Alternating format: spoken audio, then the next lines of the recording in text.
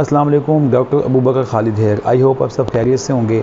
नाज़रीन, आज की हमारी इस वीडियो का टॉपिक है कि जिगर वाले मरीज़ दर्द के लिए कौन सी दवाइयाँ इस्तेमाल कर सकते हैं और उनको दवाइयाँ इस्तेमाल करते हुए कौन सी दवाइयाँ ऐसी हैं जिनको उनसे परहेज़ करना चाहिए और उनको इस्तेमाल करते हुए उनकी एहतियात करनी चाहिए।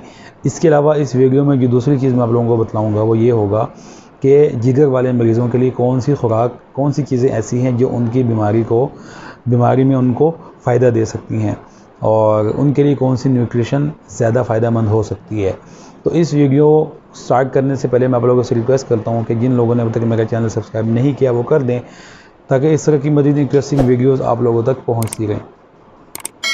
जिगर वाले मरीज़ों के अंदर सबसे पहले मैं आप लोगों को एक बात समझा दूँ कि ब्लीडिंग टेंडेंसी बहुत ज़्यादा होती है। ब्लीडिंग टेंडेंसी कहते हैं कि खून रिसने की सलाहियत, क्योंकि जिगर के अंदर एक सलाहियत होती है कि वो प्रोटीन्स बनाते हैं, कुछ क्लॉटिंग फैक्टर्स बनाते हैं जो कि खून जमाने के अंदर अपना अहम रोल प्ले करते हैं। अगर जिगर ख़राब है किसी भी वजह से, जिगर के ऊपर सोजिश है या कान की वजह से, या जिगर का कैंसर है या जिगर की और कोई बीमारी है जो कि ऐसी बीमारियां जो कि जिगर को इन्वॉल्व कर लेती हैं और जिगर के ऊपर सोजिश करवा देती हैं, तो जिगर की सोजिश की वजह से जिगर अपना काम करना छोड़ देता है। तो उस काम ना करने की वजह से जिस्म के अंदर ब्लीडिंग टेंडेंसी ज़्यादा हो जाती है, यानी कि खून रिसने की सलाहियत ज़्यादा हो जाती है।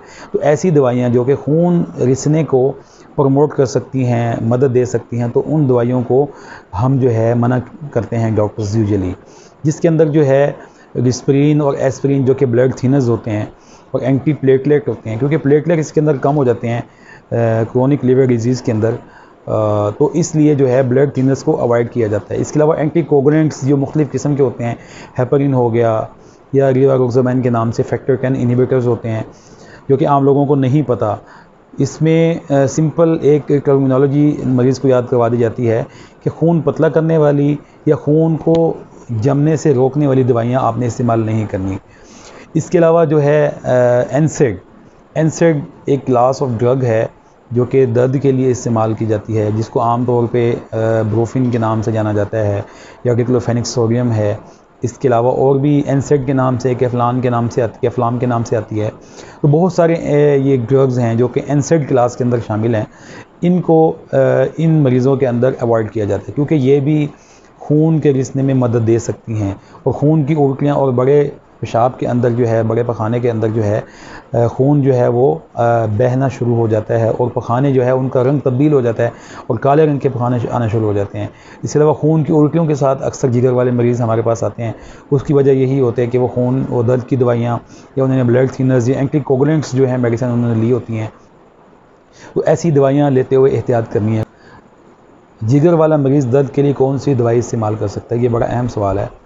जिगर वाला मरीज़ अपने कहीं पे भी दर्द है तो उसके लिए हल्की मिकदार में जो है वो पैरासीटामोल जो है उसको एडवाइज़ किया जाता है, लेकिन बहुत लो डोज के अंदर जो है वो लिया जाता है, क्योंकि पैरासीटामोल इंड्यूस जो है वो हिपैटोटॉक्सिसिटी यानी कि लीवर डैमेज होता है पैरासीटामोल से।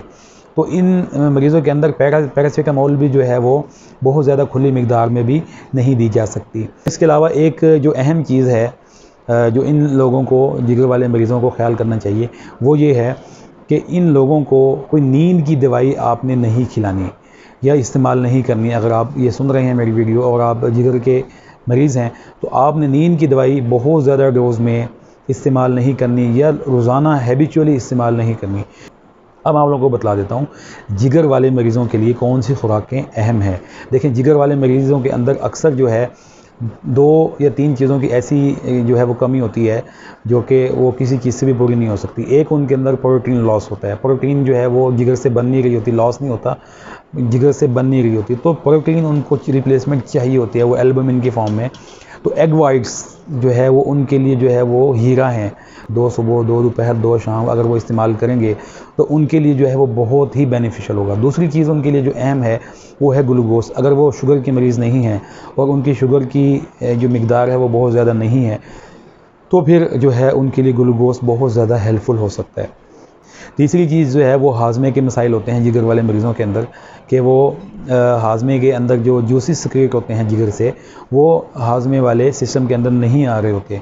तो हाजमे वाली चीज़ें आपने इस्तेमाल करनी है, जिसके अंदर प्रोकाइनेटिक्स है, मोकिलियम के नाम से आ जाती है, या नेचुरली तरीके से आप जो है अपना हाजमा बेहतर कर सकते हैं। उसके अंदर जो है सब्ज़ी और फ्रूट का ज़्यादा इस्तेमाल होना चाहिए।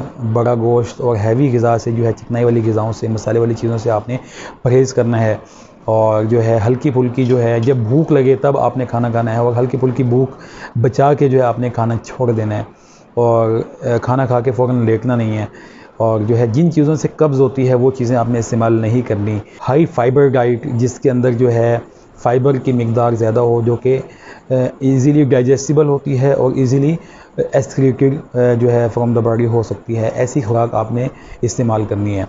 एग वाइट्स हो गई, हाजमा जो है उसको बेहतर करने के लिए उसकी आपने खुराक वैसी इस्तेमाल करनी है और अपनी हैबिट्स चेंज करनी है। और उसके अलावा प्रोकाइनेटिक्स और मुख्तलिफ दवाइयाँ होती हैं जो कि हाजमे को बेहतर करती हैं, जिनके अंदर जो है प्रोटॉन पंप इनहिबिटर्स, PPIs भी होते हैं, जिनको मैदे की जलन के लिए जो कैप्सूल इस्तेमाल किए जाते हैं निहार मुँह, वो भी इस्तेमाल किए जा सकते हैं। तो ये सारी चीज़ें ऐसी थी जो कि एक जिगर वाले मरीज़ों के लिए अहम है। तो मैं उम्मीद करता हूँ आपको मेरी वीडियो काफ़ी फ़ायदा देगी और हेल्पफुल रही होगी, और आप उन लोगों तक लाजमी शेयर करेंगे जिन लोगों को इस वीडियो की ज़रूरत है। और stay tune for such more videos, I will keep on sharing. Feedback जो है वो आप अपना दीजिएगा वीडियो के एंड में कमेंट सेक्शन के अंदर जाके, that will be highly welcome. Allah हाफिज़।